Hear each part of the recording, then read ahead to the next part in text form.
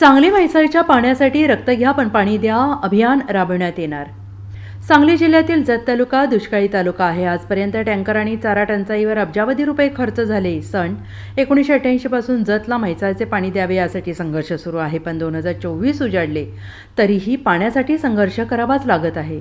3 पिढ्या मातीत गेल्या, पण शेवटच्या टोकापर्यंत पाणी मात्र आलं नाही। अनेक संघटनांनी आंदोलनं केली, तसेच श्री संत बागडेबाबा मानवमित्र संघटना समितीच्या माध्यमातून पाण्यासाठीचा लढा सुरू आहे।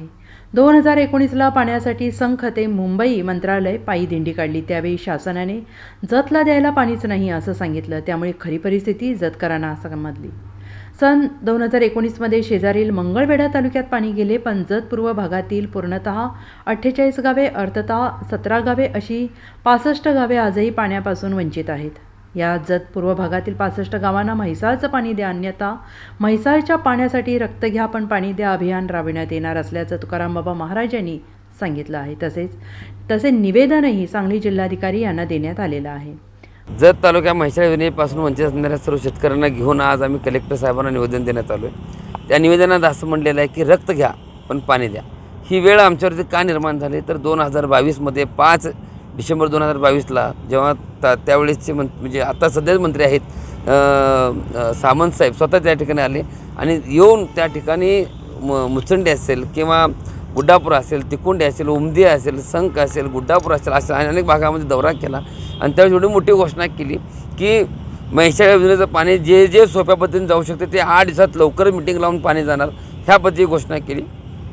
दुसरी घोषणा की जत तालुक्यामध्ये MIDC जाहीर केली। मुचंडी या ठिकाणी 200 एकर जमीन गायरान आहे ती घेऊन त्या ठिकाणी केलं आणि 2023 असेल किंवा 2024 असेलची पाठ अप्रतिम असेल आणि तुम्ही कल्पना देखील करणार नाही। उदय साहेबांचं नाव तुम्ही सातत्यपूर्वक घेणार, प्रत्येक महिन्याला येणार असं अभिवचन दिलं, तरी देखील आज अशी आमची कंडिशन आहे की जिवंत उठून मारण्याचा प्रकार हा सरकारचा दिसतोय।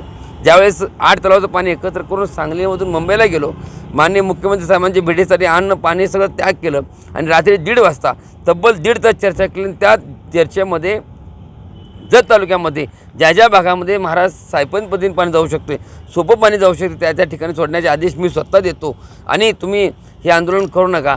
त्यावेळेस 2000 कोटी त्या रात्री त्यांनी डिक्लेरेशन केलं, ते स्पष्टीकरण आपल्या सर्व चॅनलच्या माध्यमातून सांगलीमध्ये पत्रकार परिषद घेऊन डिक्लेरेशन केलं आणि 2000 कोटीमध्ये 800 कोटी मंजूर झाली।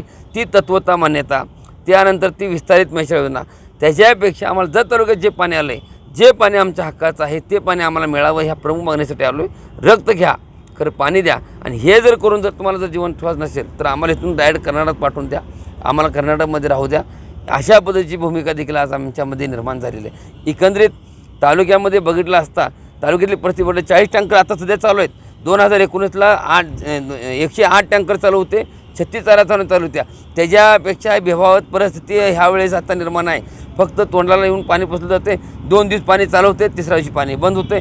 कुठं मोटर खराब झाली, कुठं काय खराब झालं, एकीकडे मंगळवेढा तालुक्यापर्यंत पाणी जाऊ शकतं आहे, सांगोल्यापर्यंत पाणी जाऊ शकतं आहे, पण जत तालुक्यामध्ये पाणी सोन्याळा आहे, तिकुंडी आहे, वड्यापात्रातून पाणी जाऊ शकते। आम्ही मागणी सोपी काय केली ती की जे पाणी म्हैसाळ कानवेलचं पाणी आलेलं आहे ते पाणी साध्या पद्धतीने कसं वसपेठ तलावातून गुड्डापूर तलावातून संख तलाव वड्यापात्रातून पाणी सोडलं तर तिथून पाणी उमदीपर्यंत बालगाव, हाळी, सुसला, कलोनगी ह्या भागापर्यंत जाऊ शकते। वसपेठ तलावामधून पाणी जर सोडलं तर सोन्याळ उमदीपर्यंत पाणी जाऊ शकते, उडकीपर्यंत पाणी जाऊ शकते। त्याचबरोबर बेसल शेजाऱ्यापासून कोळगीर तलाव आणि कोळगीर तलावातून सुरडी तलावामध्ये पाणी सोडतं, तिथं कॅनल आहे, तिथून पाणी जाऊ शकते। सरकारचा खर्च वाचण्यासाठी 20 कोटी रुपये फक्त जर सरकारने तरतूद केली तर 100% जत तालुक्यातला 50% भाग हा वलीत खाली येऊ शकतो। ही प्रमुख मागणी आम्ही सातत्यपूर्वक करतोय, तरी देखील आम्हाला सरकार येड्यात काढते, हे प्रत्येक वेळी उत्तर देते आणि आता रक्त घ्या आणि पाणी द्या ही परिस्थिती आज ह्या लोकांनी निर्माण केली आहे। याचं कारणीभूत हे सगळं ह्या लोकांना विश्वासच राहिला नाही। एवढी खोटं बोलणारी माणसं मला आयुष्यात कुठं बघितली नाहीत। Bureau report SBN Marathi, Sangli.